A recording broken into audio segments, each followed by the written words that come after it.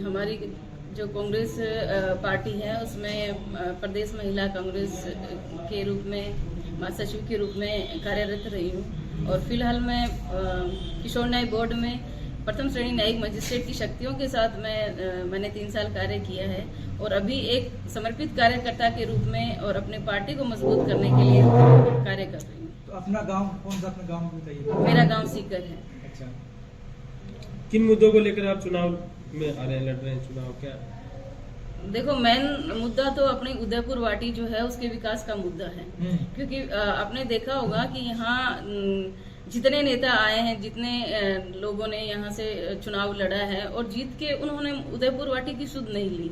और जब अपन एंटर करते हैं उदयपुर वाटी में, आपने देखा होगा कि ऐसे लगता है कि 16वीं शताब्दी का उदयपुर वाटी है। आप समझ सकते हो मीडिया बंधु की यहाँ जो अपना ये भौगोलिक इसका जो अब समीकरण है अपने उदयपुर वाटी का, आपने देखा होगा कि एक टूरिस्ट पैलेस बन सकता है अगर किसी ने वास्तव में यहाँ ध्यान दिया होता तो मेरा इसमें यही रहेगा कि अपन मतलब बाहर जाते हैं, जैसे चिल करने के लिए लोग जाते हैं परिवार को लेकिन अपनी उदयपुर वाटी अगर ढंग से इसमें ध्यान देते हैं तो ये अपनी उदयपुर वाटी बहुत लाख गुना बेहतर है। तो इसके क्षेत्र में मैं काम करूंगी। दूसरी, आप को पता है कि जो उदयपुर वाटी की मूलभूत समस्या है यहाँ की पानी की समस्या। यहाँ की जनता त्राहिमाम करती है क्योंकि ऊंची नीची जो धरातल क्षेत्र है पानी पहुंचता नहीं है। 50 साल पुरानी मुझे लगता है यहाँ की जो पाइपलाइन है उसमें जबकि डाली हुई है, तो अब वो कहीं से टूटी है फूटी है, कहीं किसी नेता ने संभाला नहीं।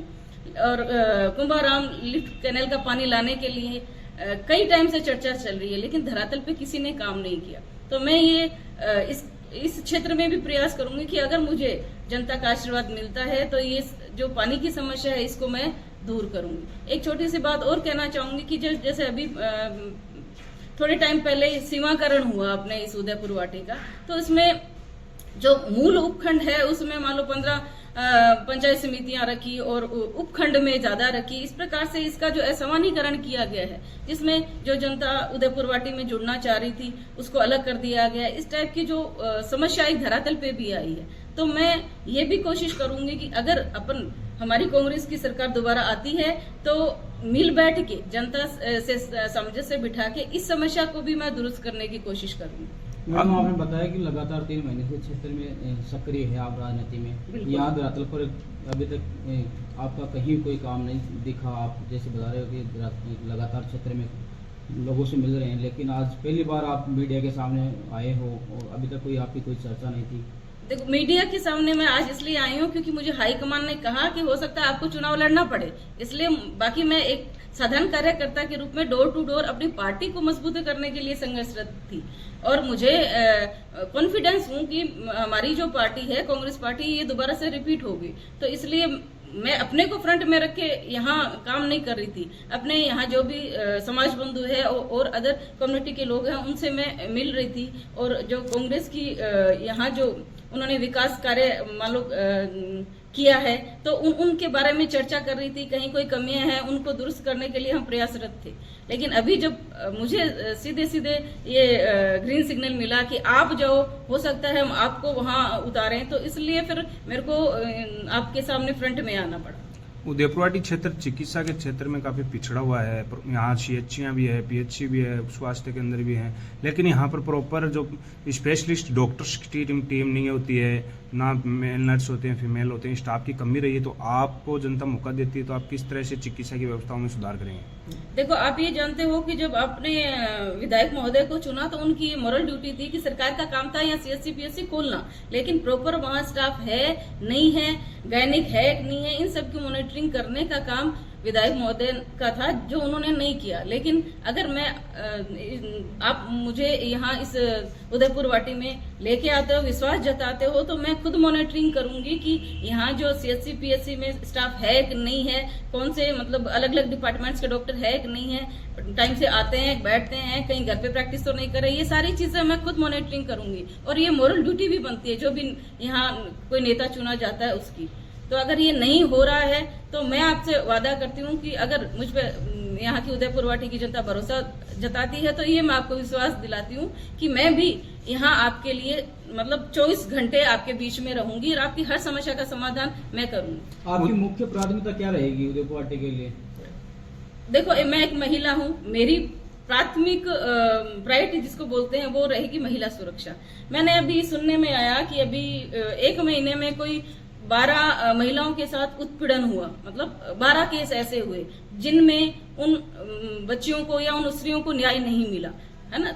यहाँ सारी व्यवस्थाएं हैं, थाने भी हैं, सारी चीजें हैं, पुलिस चौकियां भी है, लेकिन फिर भी तो कहीं ना कहीं कोई ऐसा लूप पॉइंट है जिसकी वजह से कानून भी अपना सही ढंग से काम नहीं कर पा रही है। तो उसके लिए भी मैं मॉनिटरिंग करूंगी कि ऐसा उनके साथ अगर हुआ है तो क्यों हुआ, कानून व्यवस्था में कहाँ खामियां रही हैं, तो उनको दुरुस्त करवाऊंगी। शिक्षा के क्षेत्र में उदयपुरवाटी क्षेत्र काफी पिछड़ा हुआ है और जो सरकार की जो शिक्षा की यहाँ प्रणाली है वो भी काफी गिरी हुई है। यहाँ पर स्टाफ के कर्मचारी नहीं है, एक के बाद एक इंग्लिश मीडियम स्कूल खोल दिए गए हैं, लेकिन स्टाफ की कमी है आज भी। तो किस तरह से आप शिक्षा के जो ढांचा है वो सुधारोगे? यहाँ प्राइवेट स्कूल वाले हैं वो उनको मुंह मांगी फीस लेते हैं, जो गरीब लोग हैं वो देने में समर्थ होते हैं, तो सरकार का जो सिस्टम है किस तरह से मजबूत करेंगे आप? देखो, यहाँ सरकार का काम था स्कूलें खोलना, लेकिन वही बात आती है कि यहाँ प्रॉपर इंग्लिश मीडियम स्कूल के अकॉर्डिंग स्टाफ है कि नहीं है। अगर है तो वो टाइम से क्लासों में जाता है, नहीं जाता है। यहाँ मान लो बच्चों का जुड़ाव है, क्योंकि मतलब अभी क्योंकि नए नए ये जो स्कूल खोले हैं इंग्लिश मीडियम में, तो हमेशा एक सरकारी स्कूलों के प्रति एक भ्रम रहता है कि नहीं, अगर इंग्लिश पढ़ानी है तो प्राइवेट सेक्टर में भेजा जाए, प्राइवेट स्कूलों में भेजा जाए। तो हमें जनता का ये विश्वास भी जीतना पड़ेगा कि हम स्कूलों में ये नहीं है कि स्कूल खोल दिए हैं या स्टाफ भी रखा है, आप अपने बच्चों को भेजो। तो इसके लिए जो वहाँ टीचर काम कर रहे हैं उनको बाउंड करना पड़ेगा कि भाई आप रेगुलर मॉनिटरिंग करो कि बच्चा कहीं ये तो नहीं है कि 2-4 दिन स्कूल आया फिर उसके बाद मतलब वो वहां से डाइवर्ट हो गया। और ये मतलब बहुत आप इस सरकारी स्कूलों में क्योंकि लेबोरियस बच्चे भी ज्यादा आते हैं, तो उनके माँ बाप क्या है कि थोड़े से काम धंधों के या पैसों के लालच में भी उनको डाइवर्ट कर देते हैं। तो ये सारी मॉनिटरिंग धरातल स्तर पे करनी पड़ेगी और उसके लिए जो भी यहाँ नेता चुना जाता है उसकी मॉरल ड्यूटी बनती है कि वो स्कूलों का भी मॉनिटरिंग करे। और अगर स्टाफ नहीं है, अगर आपको टिकट नहीं मिलता है तो क्या फिर आप दावेदारी करोगे यहाँ से? नहीं, अगर मैं यहाँ पार्टी की कार्यकर्ता बन के आई हूँ, अगर मुझे पार्टी मान लो 1% चांस अगर नहीं भी मुझे चांस देती है, तो यहाँ जिसको भी चांस देगी मैं उनके साथ हूँ। मैं उनको जिताने में पूरा तन मन धन से सहयोग करूंगी और जैसे 3 महीने से भाग रही हूँ आगे भागती रहूँ, उनके लिए प्रयास करूंगी। वर्तमान विधायक और उनके कार्यकाल को किस तरह देखते हैं आप? देखो, वर्तमान विधायक गुड्डा जी है, राजेंद्र जी गुड्डा, तो उनका मैं बहुत वीडियो देखती रहती हूँ, बहुत सारे उनके भाषण सुनती रहती हूँ, मुझे शर्म फील होती है। मैं बेबाक तरीके से आपको बताती हूँ उनके जो बयान हैं। अब ये देखो कि परिस्थितियों में वो कांग्रेस के साथ उन्होंने कोलैबोरेशन किया और शामिल हो गए। कई दिन तक उन्होंने सीएम साहब को परेशान किया मंत्री पद के लिए। जब उनको मंत्री पद मिल गया, मलाई खाने को मिल गई, तो उन्होंने मतलब अच्छी तरह उसको आप ये कह सकते हैं कि निचोड़ा, जहां से जो निकल सकता था वो उन्होंने अपने मतलब एसेट्स जुटाए, है ना। वो येन केन प्रकार चाहे गुंडागर्दी से हो, चाहे धमका के हो, या किसी भी तरीके से। फिर उसके बाद जब इस टाइप से वो अनाप शनाप, क्योंकि उनका मतलब उनका शब्दों पे कंट्रोल नहीं है, आप समझ सकते हो कि वो किस प्रकार की भाषा का उपयोग करते हैं। तो जब उनकी ये जो चीजें हैं वो इतनी बेबाकी उनकी बढ़ गई कि पार्टी ने उनको बाउंड किया, लेकिन फिर भी जब वो नहीं माने तो उनको मंत्री पद से बर्खास्त कर दिया। अब इसके बाद खिसियाने बिल्ली खंबा नोचे वाली बात हुई और उन्होंने अनाप शनाप, जैसे अपन किसी परिवार में जुड़ते हैं तो अपना घर का बुजुर्ग होता है या पार्टी का मुखिया होता है, उसको हम मतलब अपन अपने संस्कार कहते हैं कि अपन क्या बोल रहे हैं। तो वो अनाप शनाप सीएम साहब के हो कि मतलब जिस आदमी ने आपको पाला पोसा, इतना मतलब इतना बड़ा पद दिया है आपको, और इसके बावजूद आप उसी मुखिया पे अब चिल्लेदर कर रहे हो। तो ये सब चीजें हैं जो उनके संस्कार को बताती है। और मुझे लगता नहीं कि उन्होंने कोई छोटे मोटी सड़कें नालियों का काम करवाने के अलावा कोई काम किया है। उसका फंड भी आपको पता है सरकार से आता है, इसलिए उनका कोई सहयोग इसमें नहीं है। और विकास की वानगी क्या है ये आप सबसे कोई छुपा हुआ नहीं है। विधायक गुड्डा कहते हैं कि मंत्री पद मुझे खैरात में नहीं मिला है, लंगड़ी सरकार को पैर दिए हैं मैंने 6 विधायक देके।